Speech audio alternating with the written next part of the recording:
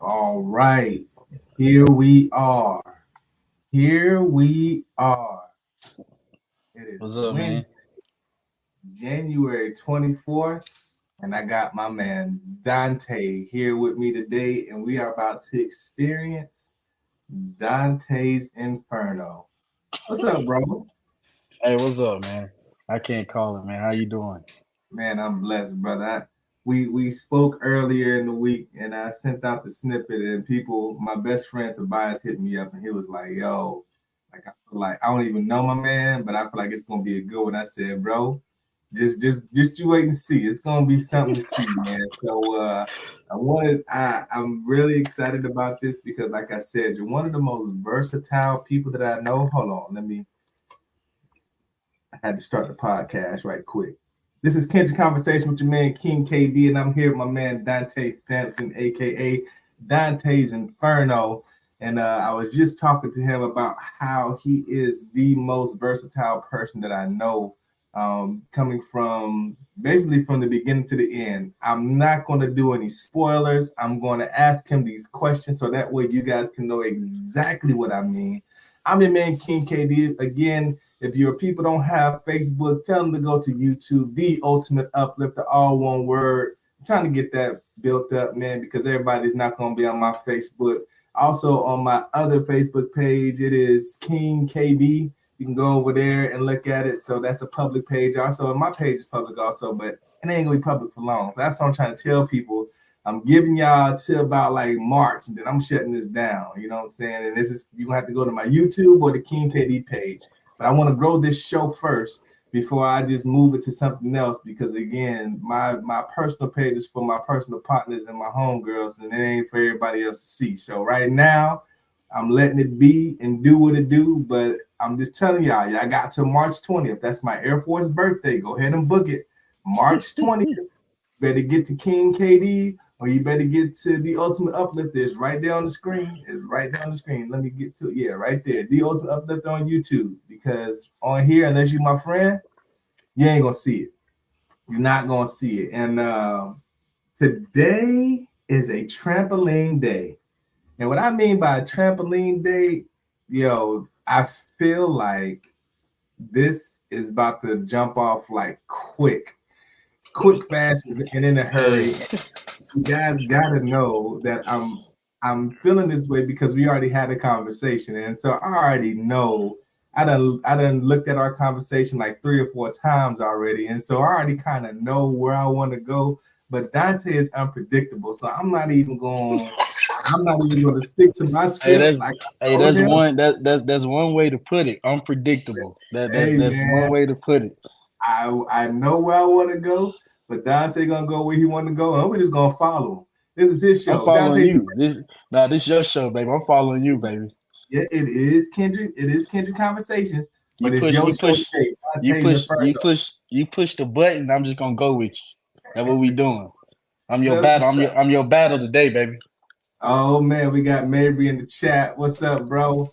You know what I'm saying? You see the eyes, he already know. And see people that know. Man, that's my boy, Mabry. That's my boy. I'm starting to see how to put stuff on screen now, and I'm trying. Look, I know how to do some things now, so I'm telling y'all, this thing is only going to grow. Y'all got to tap in now, man, because once it start getting big, and you in these comments, if you weren't here for these first 10 episodes, don't talk to me on season 2 and season 3. Be like, oh yeah, Karen, we always believe. Nah. So yeah, better get with me in season 1, because when season 2 comes, hey man, I'm expecting it to be above that I can ask or think, because that's the kind of God that I serve. But enough about me. Let's get to you, Donte. I want to start from the absolute beginning first. However, before we get there, we're gonna kind of like go in time, in spots in time. So I want to talk about first how we met. And no, I want to talk about your Air Force career first, and then we're going to jump around that way. And then we're going to go from there. So I want to talk about how we are alike. One of the many ways that we are alike, and that's the Air Force. So talk to me about what you did and what that meant to you. So I was I was in the Air Force. They call it feels really weird saying it. I don't like saying it because in the Army, they call Special Forces Green Berets. So in the Air Force, I did a special tactics job. The name of the job is called Tactical Air Control Party. It's one of the Air Force's. It's one of 4 of the Air Force's what you would call basically you could call we're specialized infantry. A lot of people call us Air Force infantry. You have combat control, pararescue, special reconnaissance, and then you have what I call TAC P. I chose TAC P because I don't like water. Combat control, pararescue, and special reconnaissance are all gonna have you being able to swim like a fish. I wasn't feeling that, so I didn't want to try to attempt to survive the water confidence course. Because my biggest fear is drowning. Always has been, always will be. I'm that one black dude, bruh, that can swim really good, but always got on a life jacket. I don't never take it off. How you from Florida and you don't like the water? You surrounded by it. I love the water, but my biggest fear is drowning. So I'm always gonna have a life jacket on, no matter what. When I go to the river, they be like, Donte, you can't swim? I'm like, nope, I swim better than you. Why you got that life jacket on? Because you never know, man. And most of the time, people who drown is actually people who can swim. Yeah. So, people don't realize it, man, but that water, boy, that's a different type of endurance. I never wanted to have to push the envelope on that. Plus, my head big, man, so I don't float well. You know what I'm saying? So I never tried to push that. I never tried to push the envelope on that. Um, but moving forward, um, my job is a very intense. It's an intense job. Um, you not only have to be able to run, jump, roll, and shoot, but you also have to be able to think. And what I Yeah. mean by that is my job specifically. I went a little bit further, um, and I went to special preparatory school so that I could support the 75th Ranger Battalion. So I was stationed at Fort Benning at the 17th Special Tactics Squadron, and we support Ranger Battalion. I didn't know Second, you was on Fort Benning. yeah, You're the first second Air in, Force person I ever knew to be on Fort yeah. Benning. They got a whole detachment there of combat Yeah. controllers, TAC P airmen like myself. It's called the 17th Special Tactics Squadron. Gotcha. Um, so we work hand in hand with the Rangers, and we support them. We are their liaison for close air support, and that can be with a laser, or that can be us just calling in a coordinates, and dropping explosives on the enemy. Um, Gotcha. it's a good job. If you're Army, anybody who's Army, they love us because we save lives. Yeah. Um, you don't want to be the guy who's pinned down and you can't call in an airstrike. You don't have anybody to get those guys up off of you. So it's a very essential guy. It's an essential job, and you have to be able to think even while taking fire from the enemy. So, um, you know, people ask me why I chose that job. I chose that job just because I was an angry kid, man. That's I was an angry kid, and really, if someone tells me what I can't do or what I'm not supposed to do, then that's probably what I'm gonna end up doing. Yeah. I'm black. All I've ever heard, even my recruiter, oh, we brothers. We don't do stuff like that. Okay, well, that's what I want to do. Literally. You know what I'm saying? So I was that guy, man. I was that one black dude, who did a different type of job. Um, but I'm happy that I did it. I'm happy that I had the experience, and I'm very fortunate to say that I earned it. Yeah. There's no you get you know as you're in the Air Force. It's not given. You can wash Yeah. out. Right. You have to earn it. You have to show that you want to be there. We started out with 47 kids. 14 of us graduated. I was one of the Yeah. 14. So that forever will be one of the proudest moments of my life, is knowing that I can just about survive anything, because that was the hardest training of my life up until I went to nursing school. And so a good segue. You went from saving lives on the battlefield while calling coordinates in and helping the enemy die for their country to going to the nursing field as a registered nurse. So like talk about that a little bit. I mean, nursing school is the hardest thing I've ever done, bro. Even harder than TACP school? Hardest thing it's the hardest thing I've ever done. I've always been good at running and jumping and shooting and doing stuff like that. That stuff's always come easy to me. Yeah. You know, really, when you're going through that stuff in the military, it's about not getting injured. Right. Most of the guys who wash out, they wash out because they get injured. You know what I'm saying? I'm Yeah. mentally tough. I'm, like I said, I'm a trench baby. So, I grew up not having a lot. You know what I'm saying? So, you know, I already had those tools to be able to get through that type of training. You know what I'm saying? Yeah. But nursing school was a whole different ball game, man. Um, Nursing school is hard because literally how it works is you're literally working a full-time job, but in between a full-time job, you have to go to class. And when you go to class, you have tests almost every single day. When if you're not in clinicals, you're in class. When you get back to class, you have tests. There's no days off. When I say no days off, I mean literally no days off. 3 days before we were getting ready to graduate from nursing school, we were still testing, and Wow. it's literally balls to the wall every single day. A 70 is not passing. Most nursing schools, you have to score a 75 or 80 to continue on to the next part. Yeah.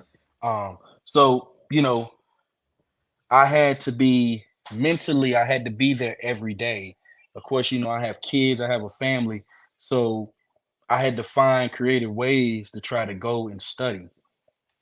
And nursing instructors don't care, bro. They will flunk you. They'll be like, "Oh, I'm sorry. Goodbye. See you later." So, it's balls to the wall every single day, man. Proudest day of my life, bro. Like, I ain't gonna cry in front of everybody, but literally the day I graduated, I sat in the car and cried for about 5 minutes because it was literally the proudest day of my life. I've never done anything that hard in my life Yeah. because it wasn't something that I was good at. I've never been really, really good at being a student. Yeah. Running and jumping and doing physical things with my body, yeah, I was always good at that. I've always been good at that. But being a student, having just to use this right here, yeah, man, that it was the hardest thing I've ever done, man. And then after you graduate nursing school, you got to take the NCLEX.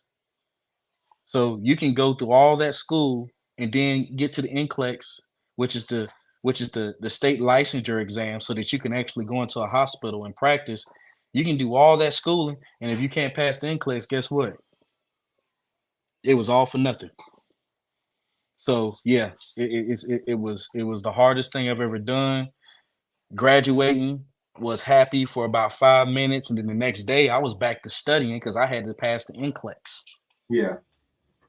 So that was hard all in itself, man. But it's the best thing I've ever done in my life, man. I really and I try to. It almost feels like I try to force it on people, but let me tell you something, man. That thing that the nursing nursing has made a lot of ways for me. A lot of ways. It's opened a lot of doors, more doors than I can even imagine. I've made meaningful relationships that go past nursing.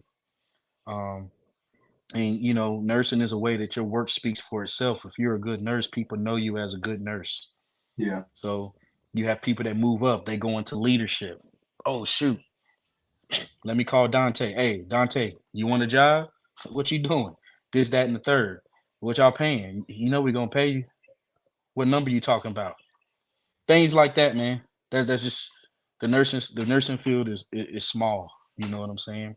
So Yeah. that was a really it's really paid off for me, man. It's the best thing ever done, and I really wish that more heterosexual black men, all right, because let's just face it, there's not a lot of heterosexual black men in the nursing field, would instead of choosing truck driving, try going to nursing. It's a great field. You know what I'm saying? Yeah. So you did you mentioned something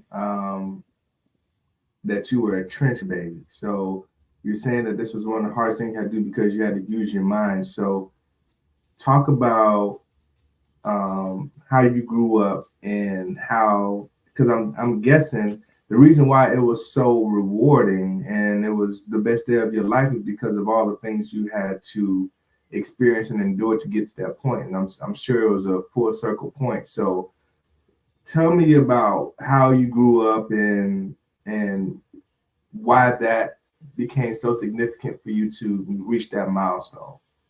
Well, I mean, growing up, so when I came to Columbus, Georgia, I was coming from South Florida. Um, Yeah.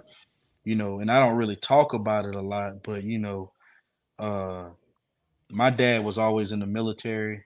My dad he was a ranger. So my Okay. dad was in the military. My dad deployed a lot.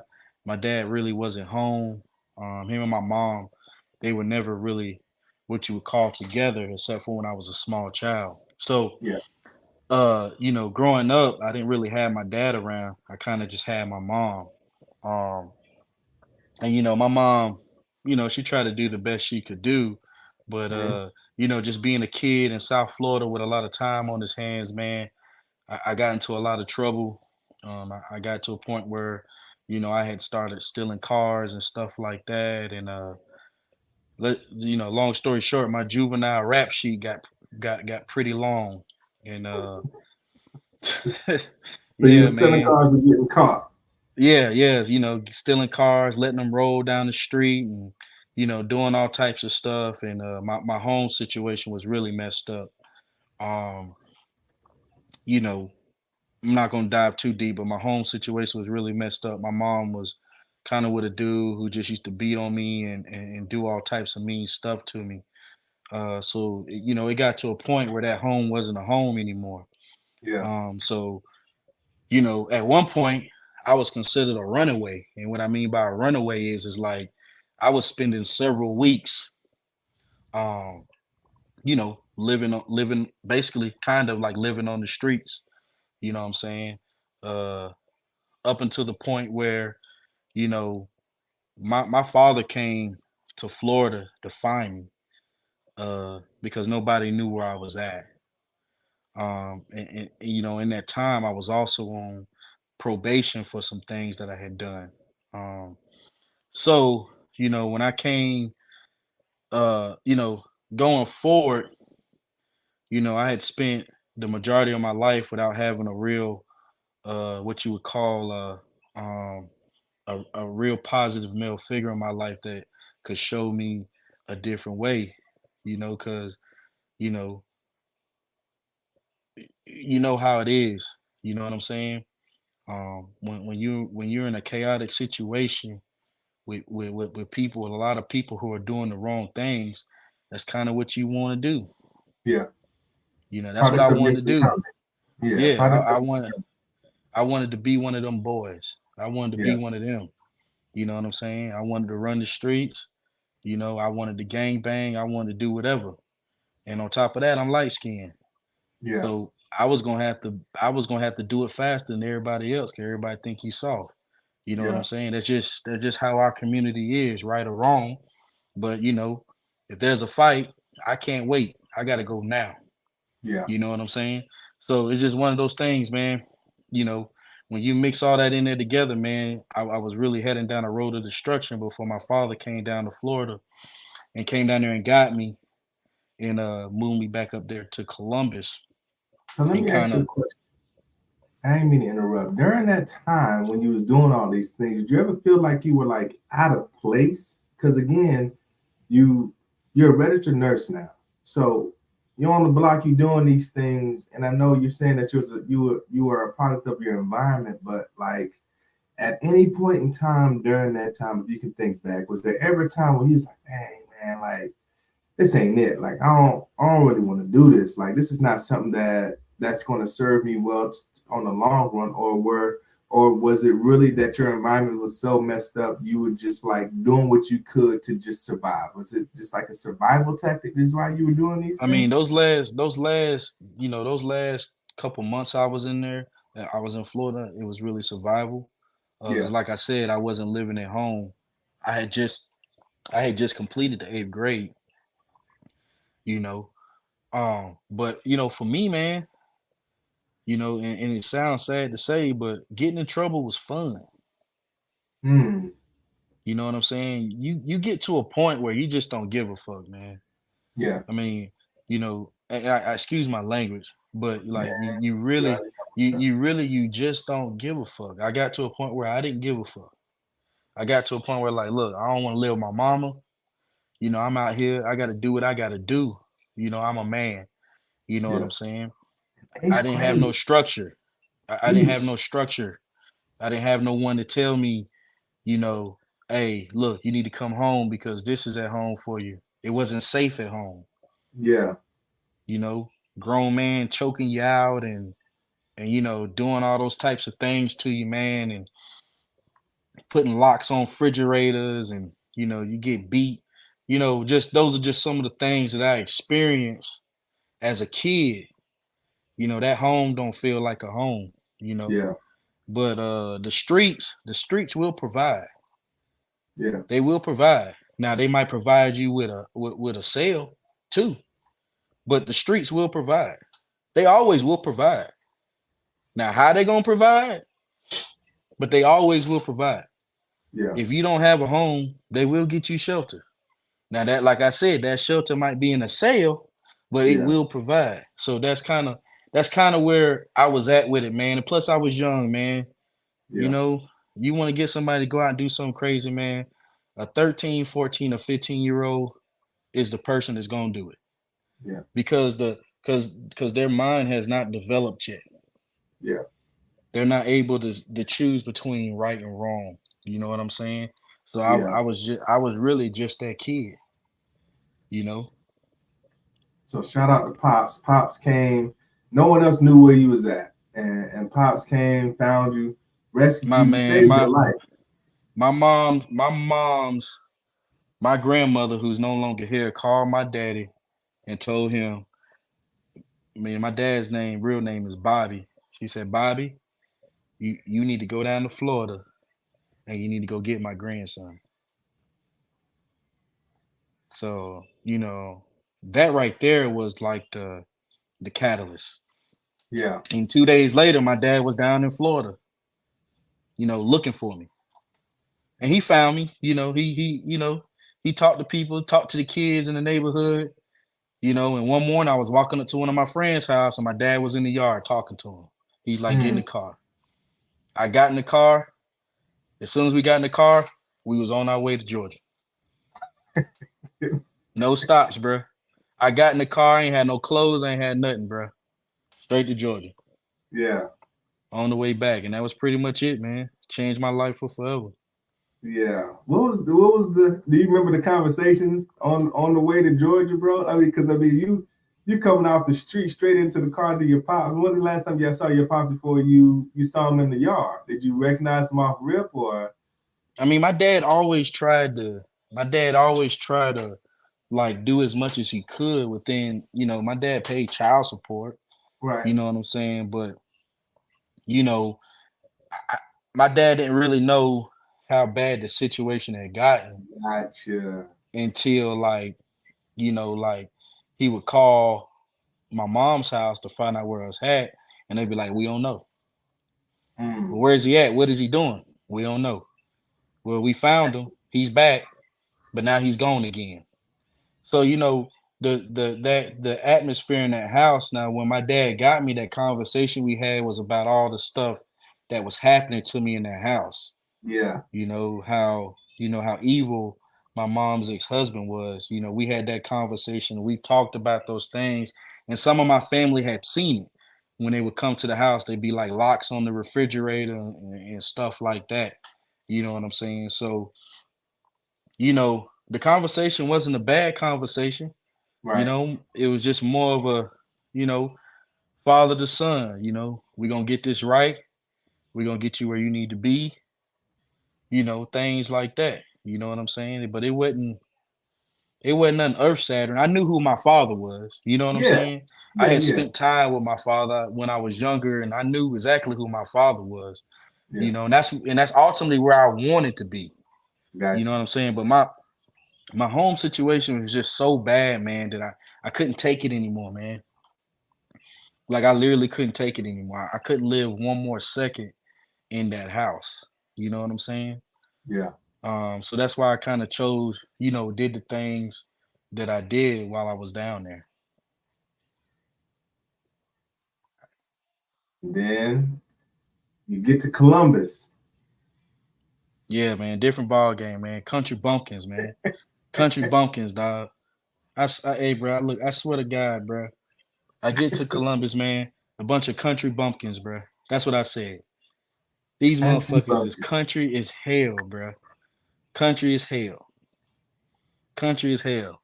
So I get to Columbus, and my whole entire freshman year, number one, Georgia's big on football, bro.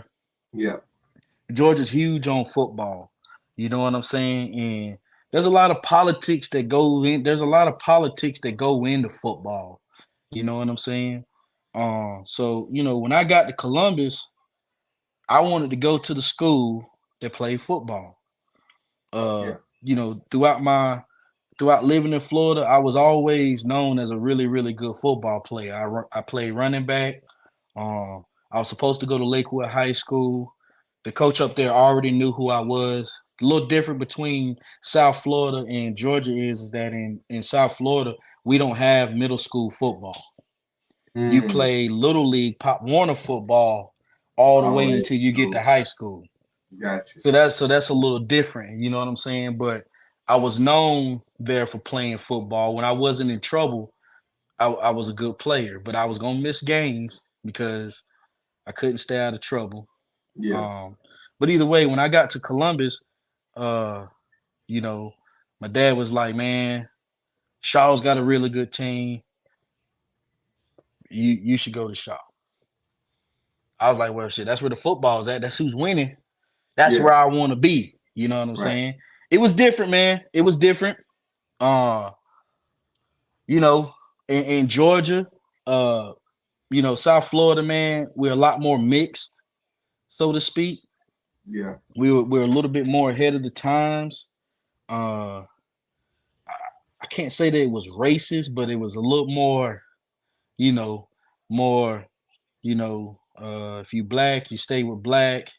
If you white, you stay with white. You know what I'm saying? Yeah. Not like nothing crazy, but just a little bit more, not as cultured because there's not so many people. You got a man in South Florida, you got Africans, you got Cubans, you got these snowbirds from New York. You got so many different people. When I came to Columbus, it was just more of a smaller knit community. And you know, you're the new kid.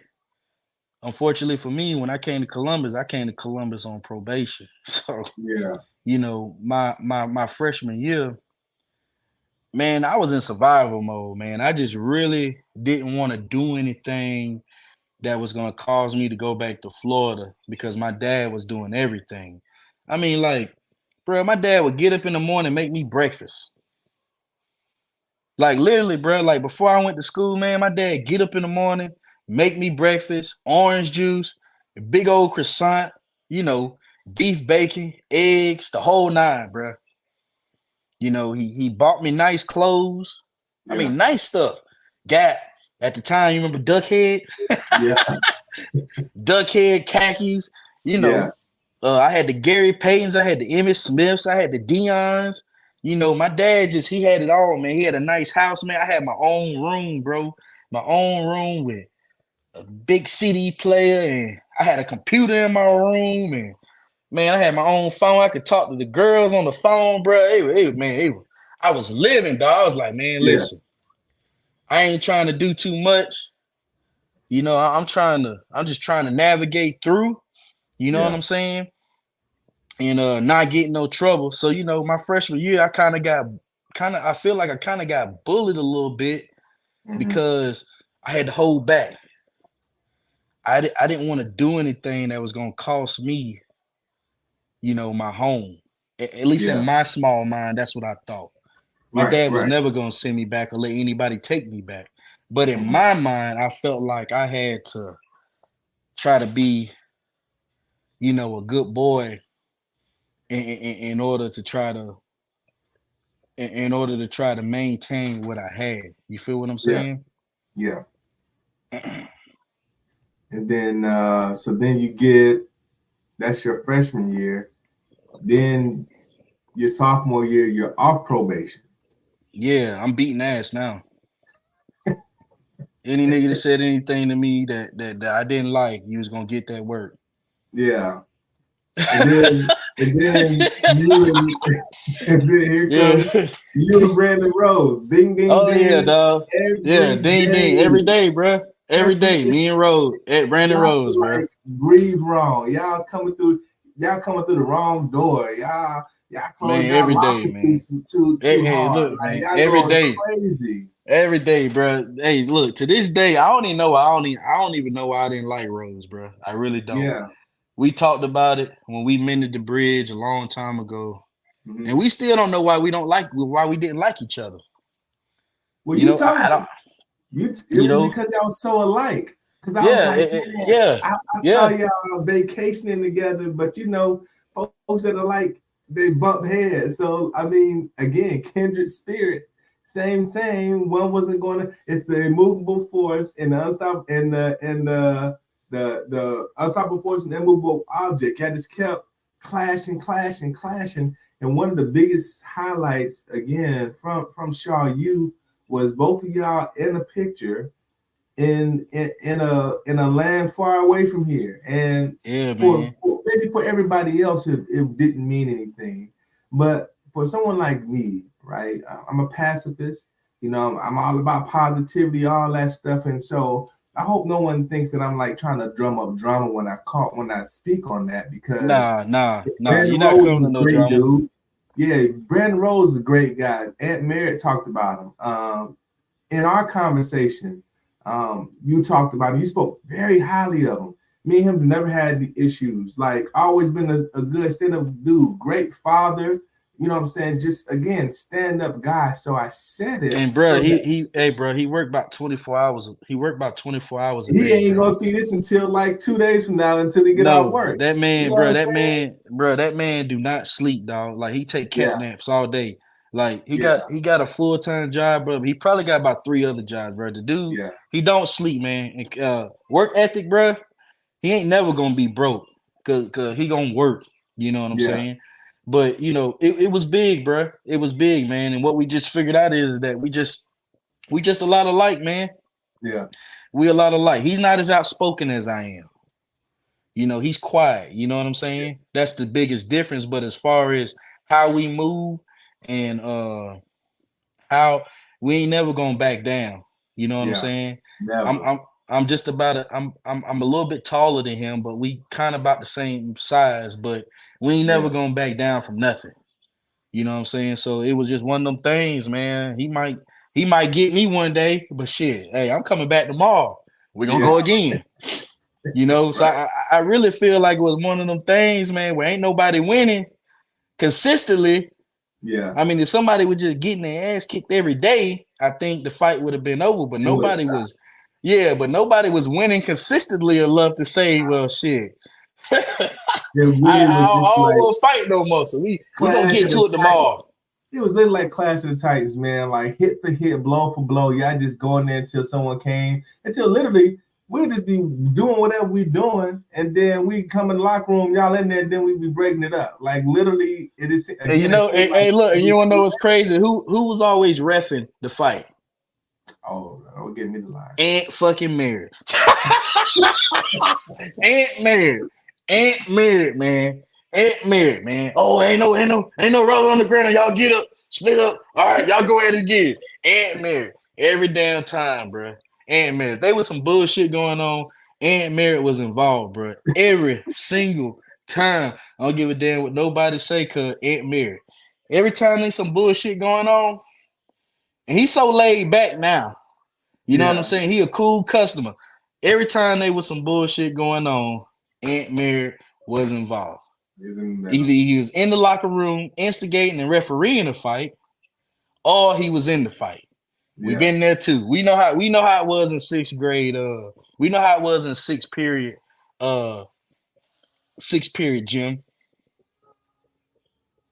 y'all dudes, bro. Y'all dudes is wild, man. But again, now y'all vacationing, y'all doing y'all thing, and so that maturation process, just blossom, and then here you are now. I want you to kind of, before we leave Brandon Rose, I want you to kind of tell the people what you told me as far as like what he means to you, and like as it pertains to if you had to get into a fight, like what that Oh meant, because yeah. that Oh that yeah. that struck me, man. I got someone like that, my man Tobias Clayton.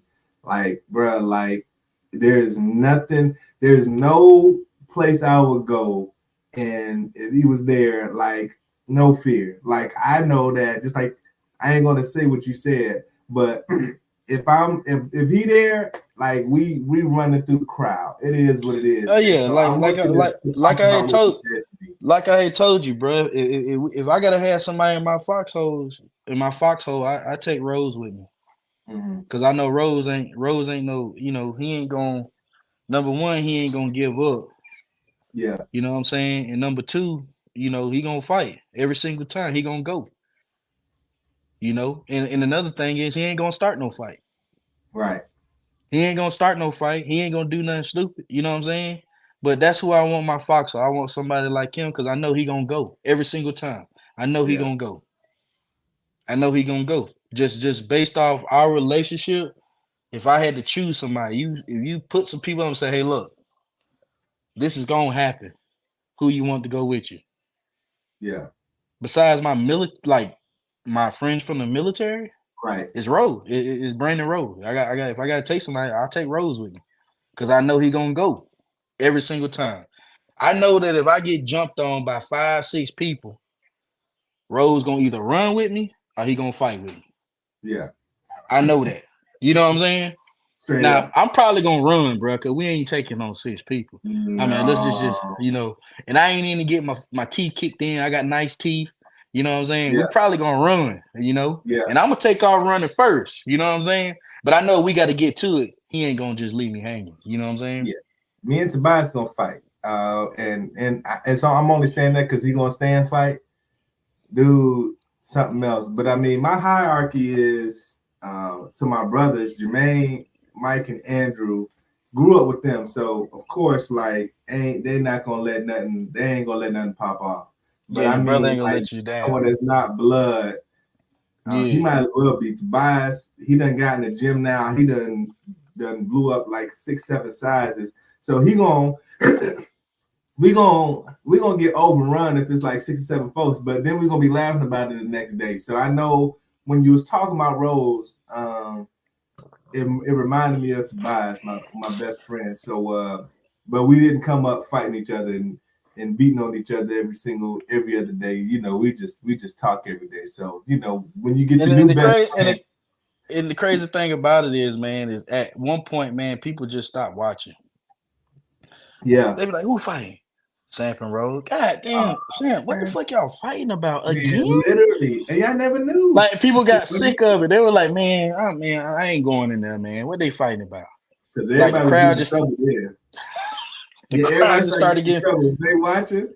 But we was watching everybody getting biscuits. Because, like, man, why ain't stop it? Like, you got to stop it immediately at this point. Because it's like, man, these dudes, right? It's day 180 at this point. Like, what? Why are y'all still mad? But again, this is Donte's Inferno. I'm talking to my man Donte Sampson, man. We done already went through for those who just came in and coming and leaving and whatever. If I got a new audience. So we got my man Donte Sampson. We talked about his Air Force career.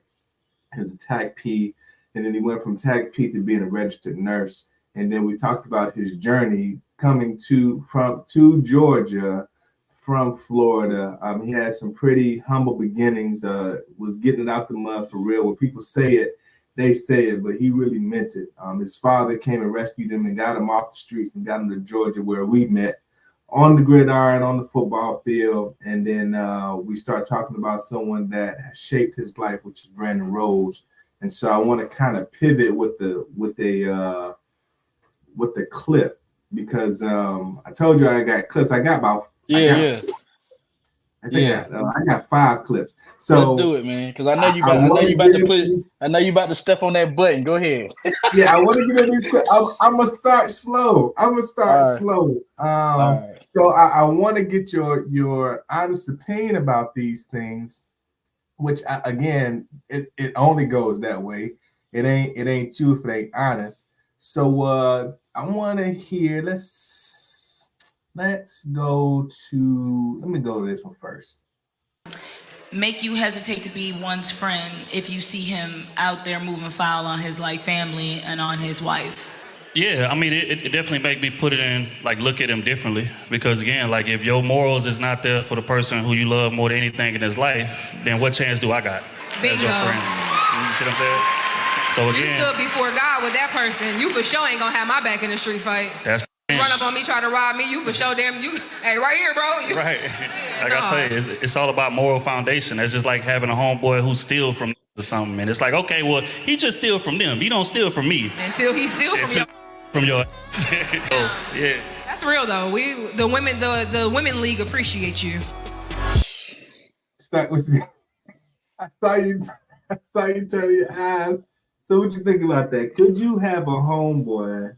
Bro, that's real. Let me out. tell you something. Thing I'm gonna say, first thing, I'm gonna say that's 100% pandering.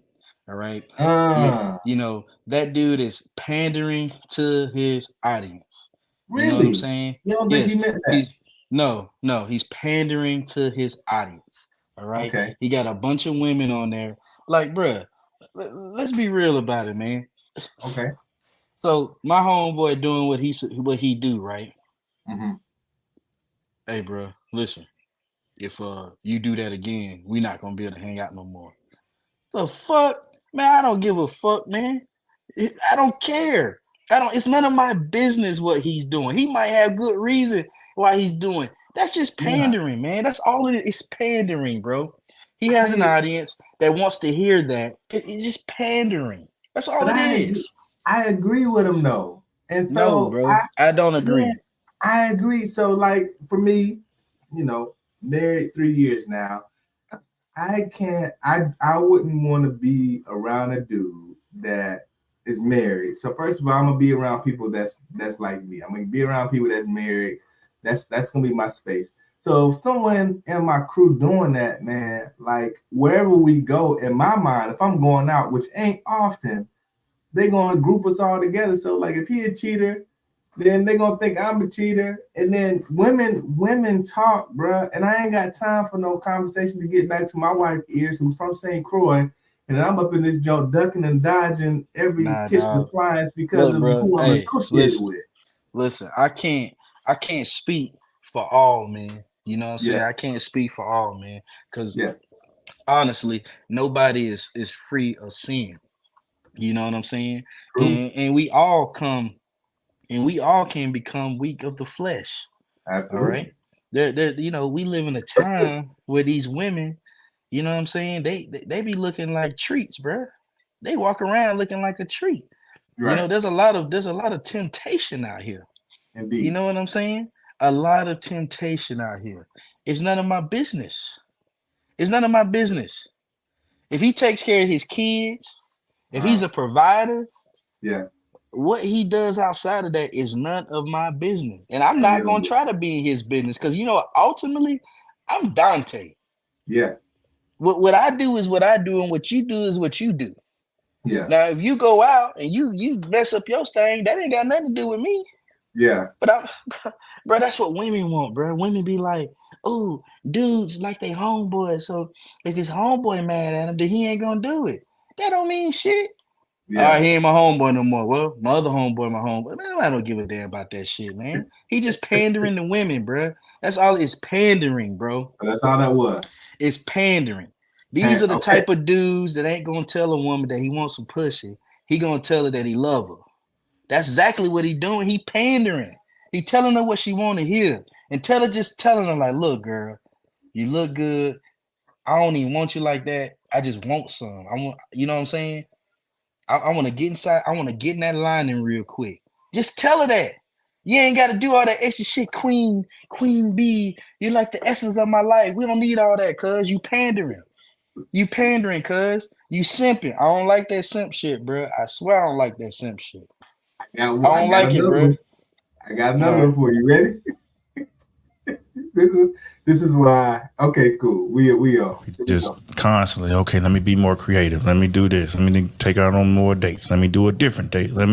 So it's always, how can I help you? How can I help you? But then it took time for me to sit back and be like, let me just chill and see what she's doing for me in this relationship. And then when you sit back and realize, this bitch don't know nothing. She always coming to you for something. Or always want you to fix something. Color. You know what I'm saying? It's simple shit. Damn. It's like, nah, I'm good on that. Like, you clearly not here for me like you say you are, or like you think you are. But sometimes, again, and it's not every woman, of course, but I think some women just don't realize it either because it's the way they've been conditioned. Like a man has to do all these things for you consistently, and you don't have to give that much energy. But I think if you really like a man, then naturally you would do things to make him happy. But, everybody ain't like that. Okay, so pretty much the gist of it, a woman that doesn't reciprocate, how do you coach her? Shit, How would you coach a woman that doesn't reciprocate in a relationship? Shit, you gonna reciprocate over here, or your ass gonna be you gonna get deleted. You ain't gonna be here. You gonna reciprocate. You don't have a choice. How would you coach him? Like, so if your homeboy come and talk to you about this, like, yeah, man, this was happening at home, bro. Like, make cuts. I do this, I do that. She ain't doing this. Make cuts. Make cuts. But he love her. Bro, let me tell you something. Ain't that much love in the world. You gonna cheat on her? Make cuts. Make cuts. So if a man invested this time and he feel like she's the one, and like how is she the one that she won't reciprocate? Yeah. How is she the one that she won't reciprocate? Let me tell you something, man. And it's a very true statement, and I had to learn it. You know what I'm saying? Relationships are all about action. Yeah. I was at a point in my relationship where I wasn't getting the things that I needed. And it wasn't because of that other person, it's because of my actions. Gotcha. Everything that a man and a woman does you should respond towards actions. Okay. Not words, but actions. All right. And someone who's not able to reciprocate the love they have for you, or, everybody has a love language. All right. Right. And my love language may be different from your love language, and your love language may be different from your wife's love language. All right. But your wife should take the time to reciprocate your love language to you. Right. You know what I'm saying? Because if she's the one, then she's going to do that. You see what I'm saying? If you have someone that you have to coach to do that, bro, she's not the one. So why even waste your time? But it takes like stuff that's worth it take time though. So like, she the one and she not understanding. That's the easiest thing. That's the easiest thing to do though. It's the easiest thing. Is the easiest thing to do is to love somebody in their love language? The easiest thing to do is to love someone in their love language. But what if they've always, so my love language is love, is words of affirmation. What if they've been verbally abused all their life? They're not going to know how to talk. What does that have to do with you? So if they've never been shown, that's not your job. You're not my job to show them. No, it's not your job. It's not your job to show them. That's the problem with people, bro. You can't fix broke people. You can't fix broke people. You can't fix them. It's like these women around here, dog. They just, they broken, bro.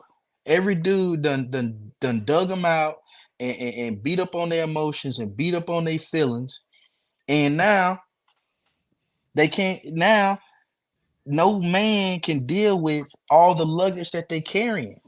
Yeah. When you come into a relationship, it's not your job to fix somebody. That's not your job. That's not your job to fix them. When you want to fix something, it's your job to fix it within you. Yeah. You know what I'm saying? Is it your job to be patient if they're willing to fix it? So, bro, listen, man. Hey, look, I'm not gonna lie to you. I'll be honest with you. I feel like when it comes to what you want in a person, you got to be a little bit selfish. Okay. Honestly. And what I mean by a little bit selfish, elaborate. Don't take on such elaborate jobs. Okay. If somebody has been, whatever has happened most of their life, if they haven't healed from that trauma by the time you met them, you're not gonna heal them. It's not gonna happen. It's not gonna happen. All you doing is wasting your time. Make cuts, bro. You might as well make that time with somebody with less baggage.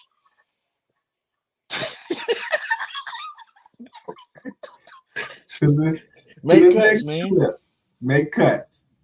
Dante said, "Make cuts. Don't waste your time." I'm telling you, be patient. Dante saying, "Make cuts." Make cuts, bro. Just go ahead This is why this is get rid of them.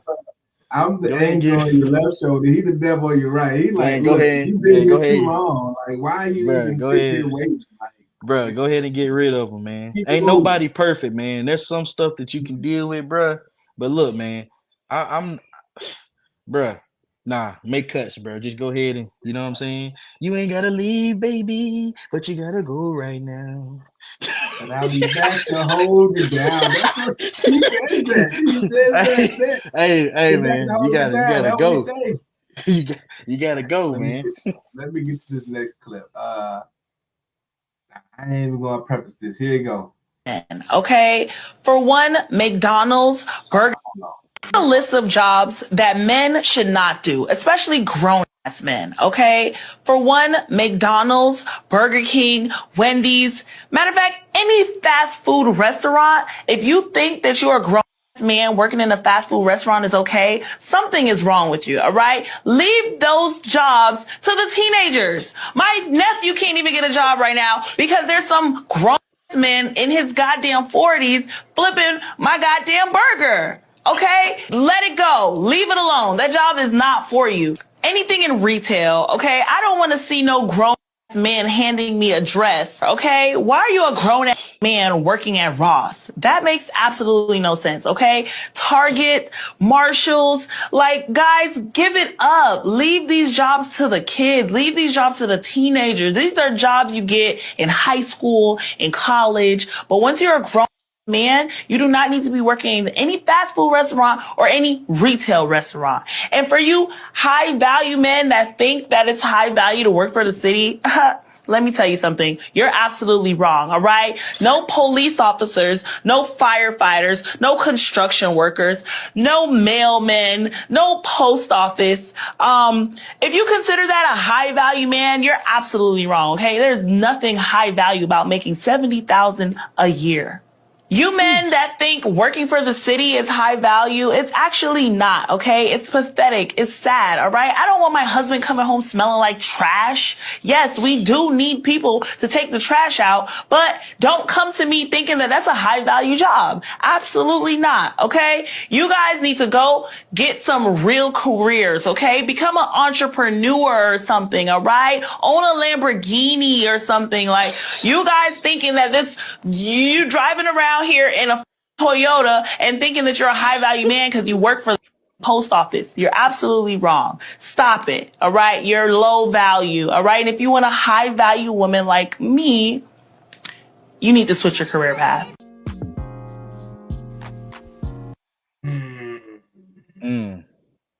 So here's my thing, bro. Like, here's my thing. There's certain things that like grind my gears, and this is one of them. When you have people telling you what is and what isn't. When Kevin Samuels came out with this whole high value tactic, and people just kind of ran with it, it irked me. It's one of the reasons why I was annoyed with him in the first place, by placing these terms on people that, again, it's just not a thing. But she naming these jobs, bro, that can't get her. And then I'm listening to how she's speaking and how she talking. I'm just like, I don't even know if we can even finish a conversation with each other with how you speaking, more or less understanding like what you think a high value man is. But I literally saved this clip when I first saw this clip, bro. No bull. I was like, bro, I hope Donte ain't never seen this, because this is what I'm going to put on the show for him to react to. So I need you to go in right now, bro. So my thing is this: you say a city job is not a. So this is the thing, man. Whether people realize or not, the cost of insurance is a very big deal. In most cities, working for the city is going to be the best insurance that you can get besides being in the military or having a GS job, which is a government service job, working for the VA. So when you talk about how much somebody's getting paid, if somebody has a really good job, you're talking about how much they're getting paid on the hour. Then you're talking about how much what their insurance is worth. If you're working for a good company and you're making $70,000 a year, right? Right. That insurance that you get, all those doctor's appointments that you go to, if you're taking care of your teeth, if you're going to see the doctor, if you go to a walk-in clinic because you got a cold or your kids got a cold, people don't realize how expensive those medical bills are. Your average medical bill, if you just go into a walk-in clinic, I work at a walk-in clinic right now. All right. You're talking about $2,000 a pop every time you walk in there, just for the doctor to come in there and look at you. Then if you have COVID, we're going to run a COVID test. That COVID test alone is going to cost $700. Oh, my throat is sore. Okay. Well, we're going to run a strep test. That strep test is another $700. Oh, well, the doctor wants to look in your mouth. Whoop, that's $600. That's a physical exam. You have all these things that go into it, you know, and then you know the thing about it is, man, listen, I'm so happy that I'm not out here in the dating world, man. Because you know what? You know how I feel, bro? If you out here and you single, just buy pussy. Just buy it. Just buy it, bro. Don't worry about having no woman. Just buy the pussy, bro. Just buy it. It's better. It's easier. Just buy it, bro. What about just buy it. Just buy it. What should the women do? You say what? What should the women do? Shit, most of them dating girls anyway. Might as well, shit, go get you a girlfriend. You know what I'm saying? They already throw us under the bus anyway. But if you a single man out here, bro, man, just buy the pussy, man. Just buy it. That's all you got to do. Just buy it. You might as well buy it. Why? Oh. Why? They're gonna tell you how you not a man, right? They're gonna tell you that you don't make enough money, that you ain't high value. They're gonna say all these different things about you. If you go pay whoever you like, go give her $100, you know, she gonna make you holler for an hour, and you good. You back on level ground, bro. Just go buy the pussy, bro. That's it. They go buy it, bro. Hey, look, man. If you a single man up here, bro, this is what you up against. This is what you up against. These girls go hang out with these rappers and these people with a little bit of money that show them a good time and throwing their money around and doing all that. If you a middle class man, you ain't got no woman out here, bro. Just go buy some pussy, bro. Shit is bleak, bro. Go buy it. You gonna be better for it. You gonna have better peace of mind. She gonna give you exactly what you want, how you want it, and then she gonna leave. Just go buy the pussy, man. Just buy it, bro. Okay. Hey, look. I gotta get you off that, bro. All right, look. Just go. Hey, man. I'm telling you, man. Just go buy it, bro. If I was a single man up here, man, I can't deal with this shit that be going on out here, bro. Social media has warped people's minds, men and women alike. It's warped their minds. They don't even know what real. Man, I find myself getting caught up in social media sometimes, man. Like, how so? Cause you see all this shit, you get to thinking like, God damn, can that shit be happening to me right now? And then you gotta snap back into it, like, yeah, this just social media, man. I can't. Like scenarios you'll see. Yeah, man. You're like, dang, for real? But you can't get fit into it, man. What happened to art? People don't know how to love no more, Kerry. They don't know how to love. You know how hard it is to find somebody who actually loves you, bro? You know how hard it is to find someone who actually loves you, man?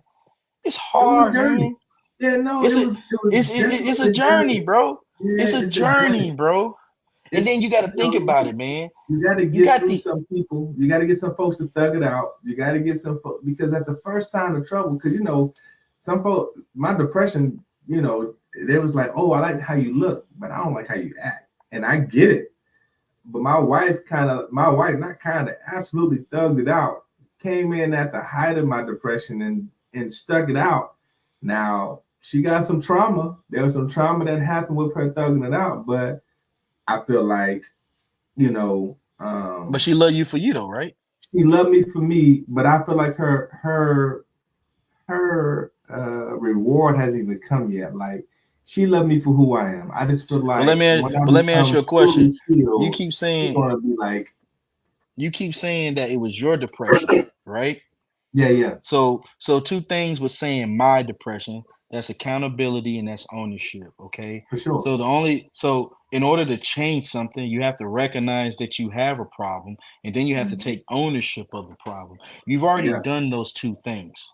right. That's somebody who you can build with, because not only is that person recognizing that they don't have a problem, they're taking ownership of the problem, which means that they're going to be willing to change the problem. Yeah, You see yeah, what I'm saying? and she's definitely a big proponent of that. Some stuff she don't deal with. She like, look, when my mood swings happen, not fooling with it. Like, nope, that's you need to get that fixed. Like, she's definitely helped me get to where I am now, where like healing is like on the horizon and here. And so, but that don't happen unless she's being honest with me and holding me accountable. Like, okay, yeah, I'm holding myself accountable, but she like, yeah, no, and I'm acknowledging it too. Like, on these days when you having a bad day, you don't get to come mess up my day.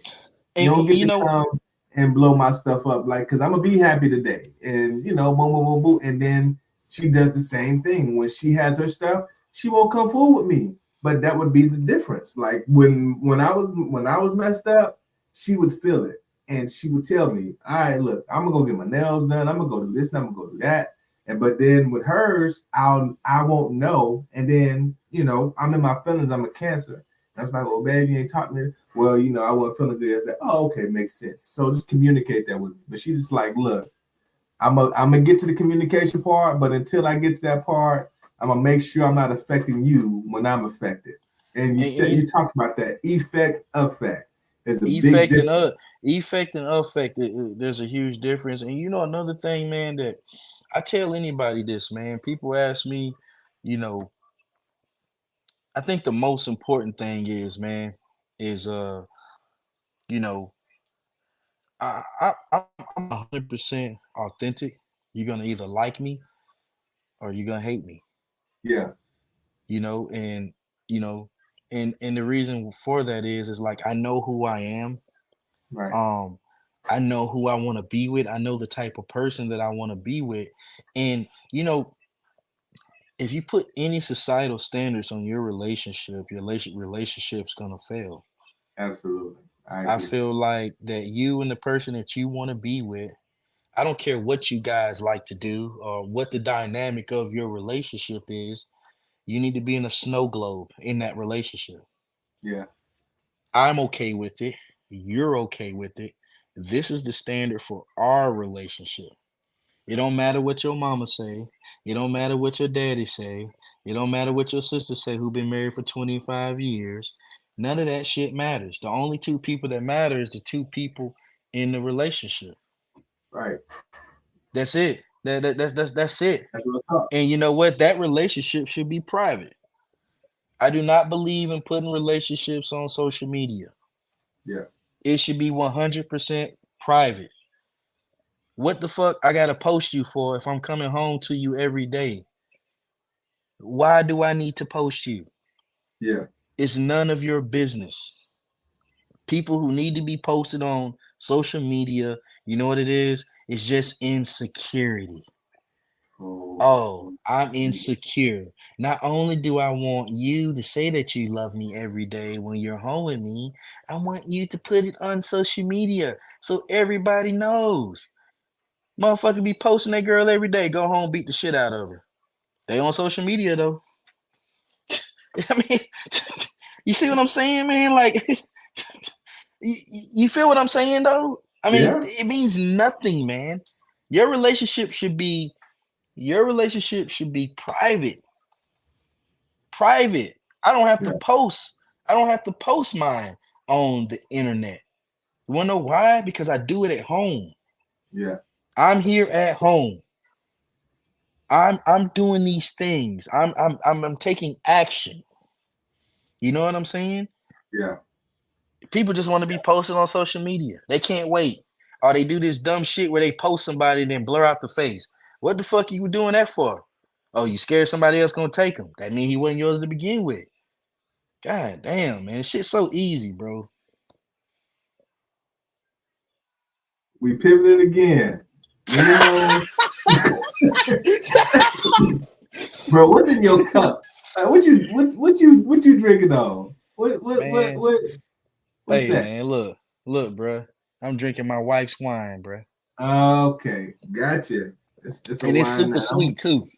I'm on my scotch because I was like, man, I was gonna chill, but bro, the I Inferno ain't done even turned. started. I was like, I'm man, not. let me Hey, get comfortable in the heat. I'm not even turned up yet, I man. already know. I'm not even And look, turned up, man. and we not even gonna get you there. I'm about to cool you all the way down. I want because this is gonna go into the next thing I want to talk about. I'm gonna let you go here in a second because Okay, we sounds good. already we going. And I had already I said this. I'm like, yo, this is gonna go for a while. But I'm enjoying the conversation, man. So again, I appreciate you. This is my man Donte Sampson. This is Dante's Inferno. You're watching Kendrick Conversations for those who's come in, and we went over so many things. You're gonna have to go back to the YouTube because I'm gonna keep on posting on my Facebook, and it's probably gonna keep on getting buried and buried and buried. So go to my YouTube, The Ultimate Uplifter, and so that way you can go and show love there. If you just want to peruse my Facebook because you're being nosy, it's going to be on there too. But while you're there, make sure you go look at Forever 21 out of the first episode. Episode 2, The King Make With My Pops. Episode 3, Blacksmith with Travis Smith and his son, Travis Smith Jr. Hey, that was And that was a good one, bro. You got more from that. You got more from that from Smitty and his son than he's ever gonna get from any of those people who are from the recruiting world. they're going to have to come and check my That stuff was out, bro. amazing, bro. They're going to That have was to come and amazing, check. bro. They're going to have to, because these folks ain't going to care. They only going to care what Junior do for them. They not understanding, because look, trust and believe. Mabry was on here earlier. Trust and believe. Mabry already got a youngin, a freshman, all region, and you know how Mabry was when he was growing up. You know what I'm Yeah. saying? Yeah. And got a son coming up in AAU going stupid. Darius Alexander got a daughter, Junior Olympics. So we growing Junior up with Olympics. some real athletes. They not gonna care about they first track meets, and when little Darius had to be his first 400 and he had to put stuff on. They not gonna care about that. So Nah. this is the reason why I'm building this, because if you want to get to these parents, because that's who you're gonna have to talk to get these kids to these schools. Travis Smith Jr. is going to be the most sought after senior when this year is done, and he about to go crazy on this track. So we ain't even got to his senior year yet, and it's only been 1 year he had a chance to showcase his stuff. So I'm going to ask the pertinent questions. So you're going to have to come to Kendrick Conversations to understand where it all started. This man was looking at young men that's about to go into the draft this year, and his daddy told him then, if you stay, he ain't say, hey man, you know, this gonna be you one day. He said, listen, it's all on you. If you stay consistent, this can be you. He ain't selling no dream. He ain't say nothing. And Travis Jr. said it best, man. And then I'm gonna go to this clip. He said, my father told me something. I said, what's one of the best quotes your daddy told you? He said, my attitude dictates my altitude. And my attitude ain't messed up now, but when it used to be, like he used to tell me this all the time. He said, but that stuck with me. That stuck with me. Travis, Smitty, me and Smitty talk a lot, man. And man, Smitty, you know, long story short, Smitty actually told me about myself one time, man. And Mm. it wasn't like a fight or nothing like Oh that, yeah, for sure. but it was more so out of uh out of respect for each other, you Mm-hmm. know. But what it made me do is it kind of made me step back and look at myself Yeah, and adjust maybe the way I was moving with certain actions that I was doing. You got know you. what I'm saying? So, you know, man, you know, Smitty was one of my best friends when I got to Columbus. Mm-hmm. He hung out with me. He knew my dad. He's hung out with me and my dad in Atlanta. My dad took us out, took us to dinner, did all that, bruh. You Yeah, know, Smitty's really one of my good friends, man. But he is he has a lot of knowledge, you know, and he carries himself in such a way, man. He was an old man when we was in high school, bro. yeah, he was. He was an old man. He was an old man when we was in high school. So Yeah, man you amongst know, boys in he's many aspects. yeah. So he's one of the Yeah, people. He's one of the people that I respect, bro. Because there are a lot of people, man. I ain't gonna lie to you, bro. I just think they ignorant. They yeah, might be my friends, but I just think you ignorant. Like you just yeah, ignorant, bro. You know what I'm saying? yeah, yeah. We also talked about Jason. Jason was another one of my good friends. Derek Cooper, another one of those guys. As I came up, bro, like, and now you see these guys just thriving, man, and they ain't changed. They didn't change their person. Of course, they changed as from boys to men, but like they ain't switch it up. Like they've always been about who they've been, and you gotta love a person that's just stays genuine again. And that's another reason why I fool with you, because in one interview you, a lot of people ain't gonna understand why I was like, yo, who is Donte? Like ain't never shared a post of his, ain't never did any of that. But like it goes deeper. It's never on the surface when it comes to me. And I'm gonna segue this because I'm saying this because like whether this gets a million views or five, like this is one of the most interesting, but intrinsically and very meticulously sound people that I know, like bar none. The first sentence that came out of my mouth when I talked to Samson on our pre-interview was, I'm doing this because you're one of the most versatile people that I know. The most, not even one of the most, the most versatile people that I know, whether it comes to articulation, whether it comes to your views, I mean, period, your lifestyle, who you are, what you do, what you put out there, what you don't. Like, excuse me, there's no one like you. So for me, I wanted to introduce you in a way so that people can see this and be comfortable with your conversations, because whether they be controversial to others, and I said this to him, I said, man, you only offend people that don't understand. You're what you're saying is not offensive. But like when people don't understand or don't care to like do their research, then they get offended. And you It's know, like it is what it is. and Like you know whatever. Like, you know the craziest thing about it is, man, and I want to say this to you sooner is, you know, we talked about this before.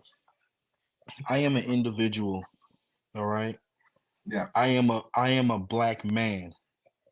I am a strong, uh, I'm a dominant black man. I take Mhm. care of my family. I work hard, but make no mistake about it. Me being black doesn't influence my views. Yeah.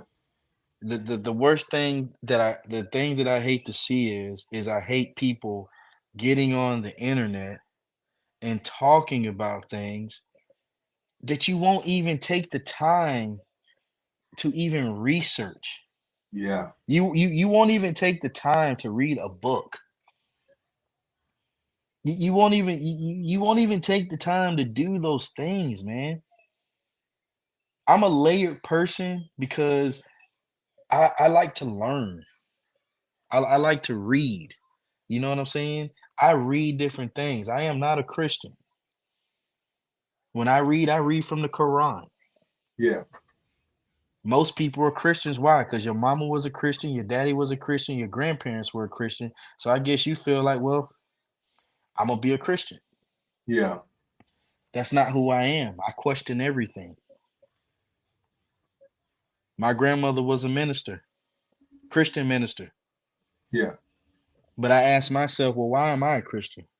Yeah. What makes me Christian? The Christian Bible doesn't speak to me, especially if you go back and you look at the history of the Bible and how the Bible was used. The Bible was used to keep us in chains Yeah. during the early slavery days. Now, that don't mean that it's wrong for you to believe in Jesus Christ, Yeah. but the Bible was used to keep us in chains. They So used I'll the say Bible this. when they was beating us. So what I say to that is that read, figure out why something means something to you, and just stay and just instead of just having a baseline. Yeah.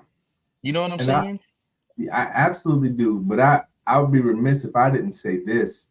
And this is not to even combat your views, because I definitely understand where you're coming from. I don't have a problem with it at all. Yeah. So how people weaponize the Bible in the past, man, I get it for sure. My relationship absolutely came from my parents introducing me to the Lord, for sure. But it didn't grow until I established my own relationship. That's it. And That's so it. when I got my own relationship with the Lord through my trials and tribulations, I had to call out for myself. I had to learn to pray for myself. I had to learn to read for myself. My mom's prayers and my dad's prayers still keep me, for sure. But there's going to come a time where they're not here anymore. So then whose prayers will it be? I had to learn to pray because I got my own family. My wife was sick, super sick last week. And I got my blessed oil and I rubbed her down and I said, hey, look. And I spoke to the Lord and I talked to the Lord. And as I'm reaching on her and talking to her and rubbing on her, the fever left her body. Now, this is me. Like, this ain't nothing that nobody told me. This ain't nothing that this is who I am. So I will never, ever, you know what I'm saying, tell anybody about who that relationship is and how it should be with anybody else. But as for me in my house, man, we gonna serve the Lord. And it ain't got nothing to do with Maddie. It ain't got nothing to do with Andrew, Janie, Virginia, none of them. It's because Jariah and Jerice, who are in my house right now, who are my children, will be introduced to the Lord. Now, if they continue to walk with the Lord after, that's on them. But you ain't gonna stop walking with him until you leave this house. When you walk out of here, you go choose whatever you want to choose. But I'm not gonna talk about or say anything about anything else. I just want them to understand that you gotta gain a relationship for yourself, no matter who you serve. That's the biggest That's point. correct. That's correct. It. Like, you have That's to have it. your own relationship. So like That's that's a it. perfect illustration of it. Like, you came from something, but now you're something else, but that's something that you believe in. Now Who am my I to dad. say- Now my dad was Muslim. Now my dad has Right, always read from the but Quran. again, So I got that is- introduced to both of them. you know what I'm saying? But like, again, like, who did you choose to have a relationship with? You know what I'm saying? I chose. And that's I chose the perfect Allah. part of it. Yeah. So I mean, I have no issues with it, bro. Like, again, I feel like this is another kind of conversation because we still believe in it. We still have the same morals. We still have the same moral compass. Like, we still feel like their thing, right is wrong is wrong. There's no difference in that between us and the religions that we choose to practice in and the relation that we have. So I hope I didn't lose you.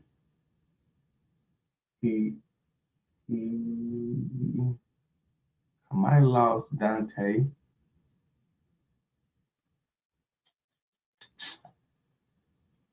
I don't know if his iPad might have died. I got 2 more clips for him and I'm gonna let him go. So hopefully he'll join us here back in a second. But yeah, got my man Smitty in here. We were just talking about you, bro. I don't know if your ears was ringing or you've been watching the whole time. Get your comments in this comment section, man. We still got some time until Donte come back. I think his iPad may have died. We're gonna get him back in here. We're gonna keep going. So yeah, man. Let me know how y'all feeling about the chat so far. This is why we call it Donte's Inferno. This man been going. This man been on fire the whole night. the whole night. Yeah, his phone might have died. His iPad might have died. So we're gonna try to get him back over here. He got the link. He definitely got the link. But yeah, man. It's your man King KD. This is Kendrick Conversations. So yeah, we've been talking to Donte Sampson. We talked about his upbringing. He came from the Air Force, and then he's a registered nurse now. Came from the trenches of South Florida, then came up to Georgia, Columbus, Georgia, with his dad, rescued him from the streets, brought him up here. And then we also talked about, I'm trying to get into his family life now. We done been on here for an hour and 26 minutes. So I'm going to see if he going to get back in here. But if not, we're going to leave it there. But yeah, man, like I told y'all, man, we're going to keep on keeping this thing going.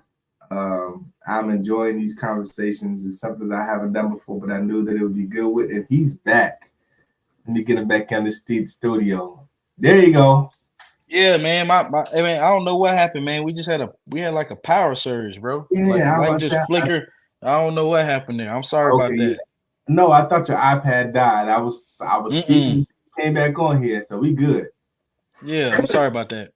No, you good, brother. I was just recapping everything that we talked about, and then I wanted to pivot into this here. Okay.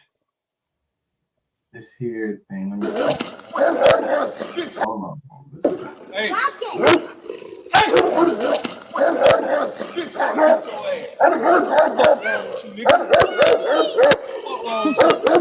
PJ, you better come get this dog.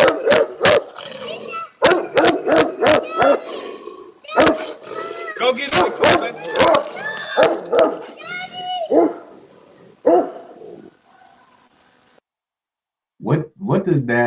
What does that clip do to you?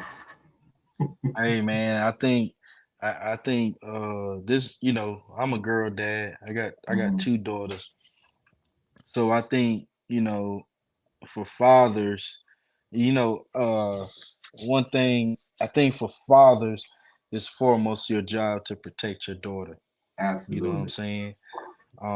That's your number one job. Honestly, that's your number one job, is to protect your daughter at all costs. Yeah. You know what I'm saying? And I tell you what, there's always something that I always tell, my wife, and this is what I tell her. I say, if somebody does something to our daughters, I say, first you need to call the police. All right. Then you need to wait 45 minutes and then you call me. Because when you call me, I'm not coming to talk. I'm not coming to analyze. I'm gonna hurt people. Yeah. And I'm gonna hurt people bad. And depending on what was done, I don't know. I don't know. I really don't know. I don't know how I'm going to I don't know. I can guess that I probably won't make city news. I know I'm gonna make city news. Yeah. Pretty sure I'll make state news. I'm probably gonna make world news because I'm gonna do something diabolical. Yeah. That's how much, that's just how much that means to me, as far as just protecting your children in general. As a man, as a man of your house, you protect your home at all costs. You know who I am. You know how I feel about my weapons. Yeah. You know what I'm saying? I got an arsenal. Everybody knows that. Donte crazy as hell, man. He got all these damn guns, But to me, as a man, it's your job to protect your home, protect your children at all costs. And I would have shot the fuck out that dog. I ain't gonna lie to you. I'm sorry. But I'm always strapped. Yeah. It's like my friends say, bro. I'd be like, it's like, Dante, you got it. You know, it's on me. It's always on me. Yeah, So, dog charging like that. Oh yeah, yeah, that motherfucker would have limped back to the house because I probably would have put about 2, 3 in it because you act like you want to bite something, yeah, especially with my baby yeah, girl. With my baby girl with me. Oh nah, yeah. dog. Nah, dog. All dogs go to motherfucking heaven. That That's what they motherfucker going. say. They made Disney made a movie about it, so it gotta be true. Hey, that dog going, baby. It's going, man. Yeah, Disney made a movie about it, so it gotta be true, man. It's So going. we're here now. I wanted to talk about it because I got one more thing that I need to talk to you about, and I'm gonna let you go because Okay. we hitting time. But Yeah. we still got some folks watching. We still got folks watching in real time. So I appreciate y'all. I can't tell who it is, but thank y'all for still watching and rocking with us. Yeah. But I need talk to me about because you have how many boys you got? Well, I have one on my own, and then I have 2 stepsons. Gotcha. Um, so you told me, and I'll give insight. You told me it's easy to raise sons, but tell me Yeah, about man. how your daughters have transformed your mindset, even going back to the relationship with your mom. Yeah. So like with my mom, man. I don't really talk about it a whole lot, but me and my Yeah, mom, I didn't talk to my mom through high school. Um, I didn't talk to my mom through most of the military. Me and my mom didn't really connect back. Um, and get that relationship back until I was probably about 25 or 26. And that's from the age of 14 or 15 until so about 11 or 12 years we didn't really talk. And that was due because I felt like she abandoned me. I felt like she chose a man over me. I felt like she didn't protect me, you yeah, know. Um so, with that being said, just during that time, man, I could be really hard on women, man. Um, as far as because my relationship with my mom was so screwed up, I just didn't have that respect for women that maybe I should have had. And just the way I went about my business. yeah, Um, I didn't have to like cheat on her and then not call her back or cheat on her and then curse out and call all types of mean names and but that was out of trauma uh, yeah, from the things that I had been through because I didn't really have that relationship with my mom. Now, when you have a daughter, I know one of the things that I think about, and this is how I deal with every woman from day to day. I think about how would I want someone to treat my daughter. yeah, Having daughters has helped me in so many ways because it's helped me with the way I treat my wife. Sometimes I get aggravated with her, but I try my hardest. And like I said, we all fall short sometimes, but I yeah. try to never do things in such a way that my daughters are ever going to be able to look and say, oh, well, it's okay that he did me like this because, my dad used to do it to my mom. Mm. You know what I'm saying? I never want to, Oof. I never, I never want to do that. I always want my daughters to remember, yeah, daddy play a lot because I'm goofy. Yeah. Yeah, my dad used to play with my mom and do things, but, my dad wasn't in here beating my mom. My dad wasn't in here, you know, calling my mom names. My dad wasn't in here, you know, just doing all these mean things. I want my Yeah. daughters to remember that, I always did things for my wife on Valentine's Day. And we always slept in the same bed together and we always took them on family trips and home was a safe place. Yeah. My girls went to go stay with their grandparents for the night and they just missed their parents so much that they came home. Now they don't realize it, but that meant a lot to me Yeah. because all I was trying to do was get away from my home growing up. Yeah.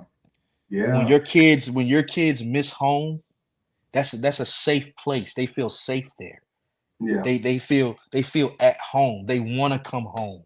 They want to be around their parents.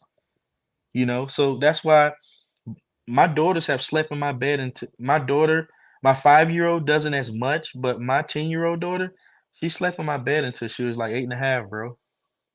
Mm. Just because, man, I want them to know that they're safe.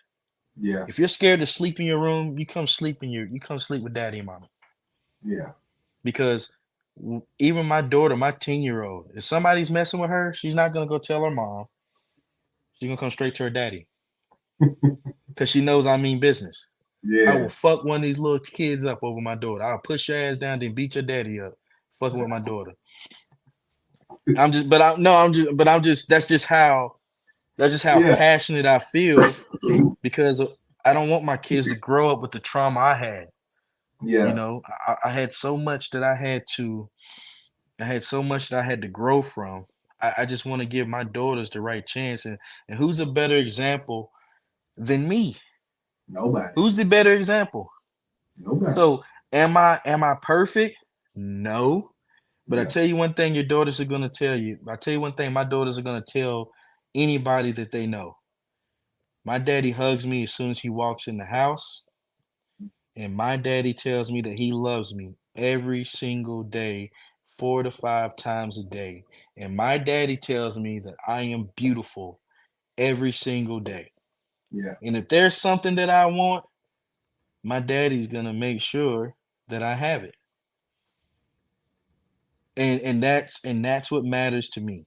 You know Yeah. what? Because I want the motherfucker who chooses my daughter or my daughter chooses, I want him to know that his job gonna be hard as fuck because of the Yeah. example that I made. And I also want him to know that if he drops the ball even once, I'm gonna kill him. So it's important to have a healthy fear. You know what I'm saying? That's what I call it healthy fear. Okay. We can be really good friends, but also know that I will fucking kill you. And I mean it. Yeah. I know. I know. I don't. I know it. Hey man. If I don't know nothing else, I know that. I know that. I'm So where we at? We at yeah, it's 8:30 time. It's, your time, 9:34 my time. Look, I'm gonna get into this and we're gonna end it here. yeah. After the conversation, man. Look, bro, it's been a pleasure. I just gotta tell you, man, like this has been awesome, amazing. Yeah, man. So I'm not ending it now, but I just wanted to just go ahead and tell you that, like, it's been a great conversation, man. Definitely have enjoyed it. But let me get your thoughts on this. One radio station, not one stream ever better be in Dallas be talking about we them boys. Y'all not them boys, because y'all don't make no noise. So I don't want to hear a radio station. I don't want to hear a stream. And I bet not hear a car. If I ever come to Dallas, I bet not hear nobody talking about we them boys, because y'all not them boys. And y'all don't make no noise. Hey, but that's their saying though. I mean, They lying. don't do that. Don't do that to him, No, man. no, y'all not the boys. Y'all granddads were them boys. The dad and the son ain't them boys. The granddad them boys. So the granddaddy, they better be my age. Anybody my age or older, y'all can say we them boys. But Yeah. if you 30 years, if you 28 or younger, you better not say nothing about them or boys. As a matter of fact, if you 28 years or younger, I better not hear you say foot or ball. Went in, bro. Went in. man. So first of all, I can say we them boys You because I can. seen three. I seen three of them, right? I Listen, remember man. three. I seen Listen, three. man. See, look, I already I'm know gonna where let you're you going. in. I'm gonna let you go in. I just can't let this go without. Hey, man. Like, first of all, like I know it was a rough season. I know it was tough. I know how we went out. I know how we went out was crazy, man. But it's three teams that always has our number, bruh, since the beginning of time. Arizona, since the beginning of time, Green Bay, and San Francisco. Like, anytime we play those teams, it don't matter what the record is, bro.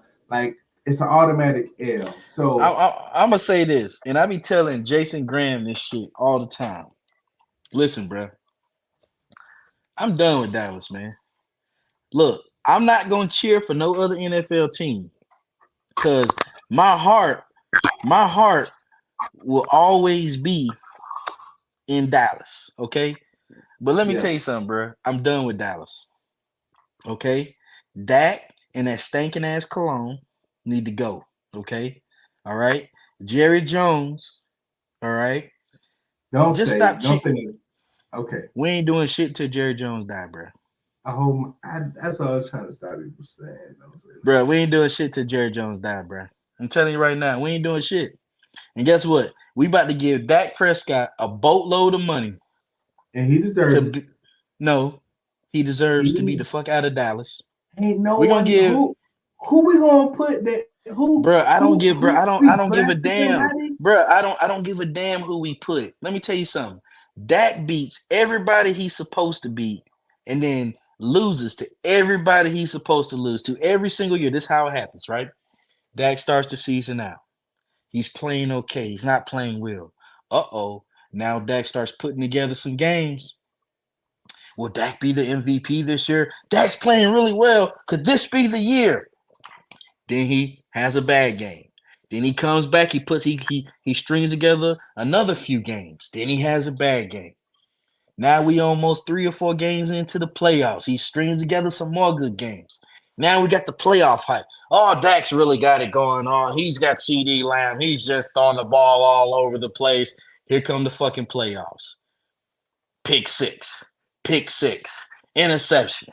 No, Then the motherfucker goes to the sideline and just stands there and looks bewildered like he don't know what the fuck going on. That wasn't this time, Donte. Donte, this year, bro, I can't do it, bro. Gave up 40. Our defense I can't do it, bro. 42 points, bro. Like that. I can't If do it, bro. If it was on Dak this year, we should have won 32-6. I can't do it, man. Jerry Jones done. I can't do it, bro. I'm sorry.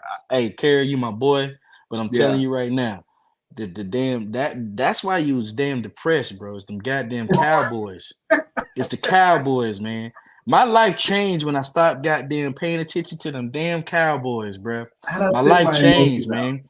It used to, emotions out of it. Bro, it took my fucking man. Sundays used to fuck up my whole goddamn day, bro. Yeah. I had to let them motherfuckers go. It happened about 4 years ago. No, 3 years ago. Can't remember what game it was. The playoffs. We lost again. You know what I said? I said, I cannot fucking be living and dying on Saturday and then turn right back around and do this shit on Sunday. I gotta fucking choose. Yeah. Choose Georgia and leave them damn Cowboys alone. Because I'm telling you, they ain't nothing but heartache. And Jerry Jones is like Nick Saban. He sold his soul to the fucking devil. All right? He sold his soul to the devil. I don't give a damn what nobody say. He sold his soul to the devil. All right? The devil told him, Jerry, we're going to give you 3. After 3, you won't get no more. Jerry said sold. $1 billion, worth $15 billion, and 3 goddamn Super Bowls. And you ain't getting no more. I'm telling you right now, Kerry, take your soul, take your heart out of them damn Dallas Cowboys, because they're going to let you down every single time. Yeah, my emotions ain't in them now. It's just, honestly, I love to see them play, man. It's just a nostalgia at this point. My uncle introduced me to him, God rest his soul, Uncle June. And so that's my attachment to them. But, man, when they lost this time, bro, I had told my wife before the game. I had already had a feeling, but I was like, look, babe, like, win, lose, or draw, we're going to have a good day. It's going to be what it is. They lost. You had to have a prep talk with your wife. We're going to have a good day.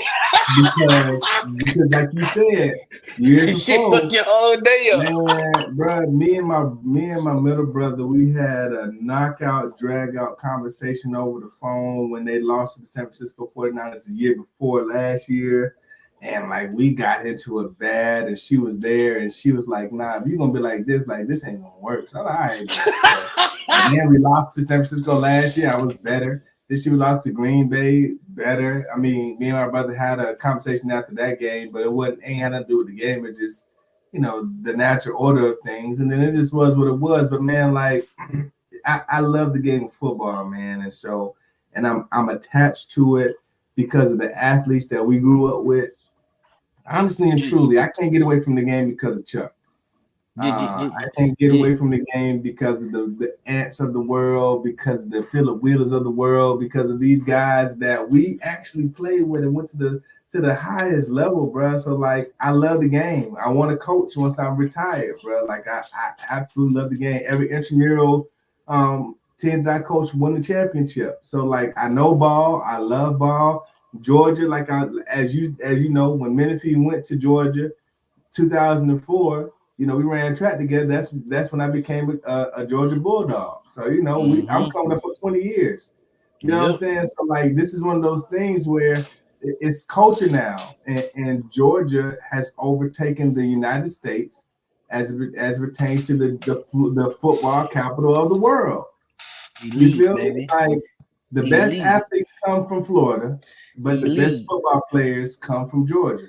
And I'll forever say that. I'll forever say Yes, that the sir. best athletes come from Florida, but the best football players, purebred, come from Georgia. Straight up. I agree. Texas is second.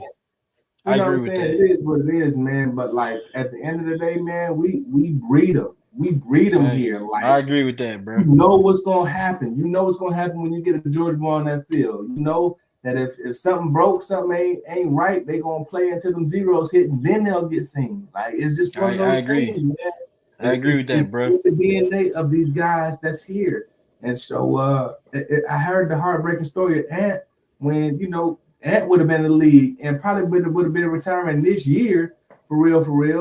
If he didn't tear his hamstring off the bone. You know what I'm saying? Philip, Freaky Phil went to the league, and Tars could have went to the league. You know what I'm saying? Troy Bergeron, you know what I'm saying? Could have went. Like, we had people that we was like in close proximity with. You feel what I'm saying? Like, really was like doing the doggone thing that we know personally.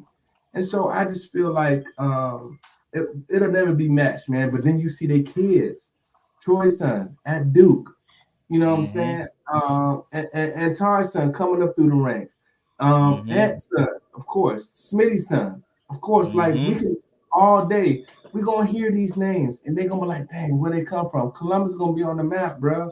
Atlanta gonna be on the map. It's already on the map. Like, we got so many people from this city that didn't get to make it out because of whatever reason, but then they know they got the game now, and they kids. Yeah, I got a nephew. That's what it's all about. That's about your kids nephew. being better than you. Yeah, I got a nephew at Columbus High, about to be a junior this year. You're gonna hear it. Andrew Smith IV. They're gonna hear the name. He was a safety playing varsity this last year. He's gonna be starting quarterback next year. You're gonna hear the name. I'm trying to tell y'all. Yeah, I can't wait. This is we on some stuff. Ant Williams, look, and this another guy. Ant Williams, Freaky Phil, Fagan. Marquis Fagan's son. Oh my God, that boy got some swag on him, bro. He different. He been here before. Marquis don't really do the social media like that, but that's my partner too, man. Yeah. But the most important thing is, man, we got a lot of dudes out here that's being providers for their families. And I have a personal relationship with Ant too, because a lot of my conversations that I have with people I consider friends don't happen on the internet. They're not in person. They behind the scenes. You know what I'm saying? So, I speak to Ant too a lot about an answer. He's a girl dad too. And I speak to Ant a lot, man. And the thing I respect about Ant so much is, cause see, man, I like to watch people and how they move and try to take something from it, man. I just love the way Ant Williams goes about his business. He's always going about his business like a professional in everything he does. He's well spoken. You know what I'm saying? And he's well spoken, but he also demands respect. So, that's another person that he's a little bit older than me. I kind of looked up to, man. And I wish that us as a people, we could do that more instead of hating each other and talking down on each other. I wish that we could try to congratulate each other, to take those positive qualities that we all have and try to emulate them just a little bit more, man, because there's a lot of brothers out here that's doing a lot of positive things, man. So each one of the brothers that I have that I see doing positive things, I try to take some of those things that they're doing and I try to emulate them. You know what I'm saying? I love the way Ant talks to people, how he gravitates towards people, how he navigates with anybody he's dealing with. You know what I'm saying? Because I can be an antagonist. You know what I'm saying? I can get whatever emotion I want to get out of you. You know what I'm saying? But I respect people who move like he does. I just really wish that we as a people we could do that and stop being so envious of each other. Yeah. Because we're the only people that do this shit, man. I don't understand it. Instead of trying to uplift each other, we're the only people who always just constantly, just always tearing each other down, man. Yeah. So, lives are being changed, man. Every last one of those dudes you talked about, their kids are gonna grow up, they're gonna have kids, and because they had a positive father who's doing the things that they're doing, they're gonna be the same type of father. So we're breaking change, we're changing the narrative. Yeah. You know what I'm saying? We're black fathers, we're here for our kids every day. Bro, you know how many trips I've tried to invite Aunt Merritt on, bro? You could probably cut Aunt Merritt's legs off and he's still gonna go to his son game. Mm-hmm. You know what I'm saying? That's how much it means to him. Now I ain't never told him, hey, you should miss a game, but my boy ain't missing no games, bro. He gonna be there every single game. If his son And got the a loudest game, one. And be the loudest one there. and be they had at the championship, they made him go outside the fence. They said they said they, they say he had too many coaches, man. They said man had to go outside the fence. He couldn't be on the field, man. There you go. But we gotta be that loud because they said we've been that absent. Like we gotta change the narrative in a way that you ain't gonna keep on talking about us like this. Like look. You said I wasn't there? Hey, check the tape. Who you heard the loudest? And listen, man. I got a little girl, man. My 5-year-old daughter, man. Yeah. She loves basketball. She plays basketball every single day. If I turn my camera right now, I have a play school goal in the middle of my living room. All right. Because all she wants to do is play basketball. So, I'm about to navigate that. And already at the games, bro, I be the loudest person. AJ, defense. Hey, take the shot. Take the shot, AJ. Take the shot. Everybody like, where her dad at? That's all you can hear in the background.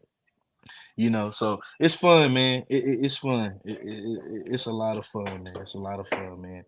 And I really appreciate you bringing me on, man. A lot of people tell me that I need to start doing podcasts and stuff like that, and I just never really taken it serious. So this was fun, bro. This is my first time.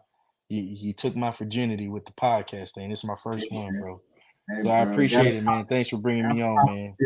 I want to be, and I want to say this on live because I could have asked you this when we did our pre-interview, but I would love for you to be a guest interviewer. So of course I'll talk to you beforehand, but I want you to be in this arena because I feel like, again, I told you this, I feel like you would be very, very effective in this arena. And so as I'm interviewing some of these folks, man, I'm gonna ask them if they're comfortable with it, and I would want you to come on here and have questions of your own. So that way you could just, and you'll know way ahead of time. And this when time permits, man, I want you to be able to do this because I just feel like you got a lot to say. You have a way to say it, and it needs to be heard, man. And so I want to create that avenue for you. And if it's something that you're interested in, man, of course I'm gonna get with you. I got your personal number. I got you know, Definitely, we bro. partners already, and so it is what it is. But I would love for you to hop on here when I get on here with some of these folks, and I'll let you know about some of the folks that confirm with me, because like I said, I got more no's than yeses right now, and I'm okay with that. And I'm gonna say that again. I got way more no's than yeses. So the folks that done what I done put out there, that I've been ignored, that's like nah, whatever. It is what it is. But you know, we're gonna run these numbers up. And so Yeah.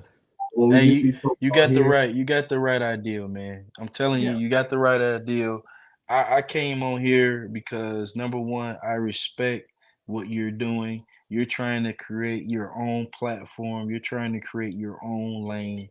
I respect it. Um, you know, number one thing is that you're a real person. You actually do the homework.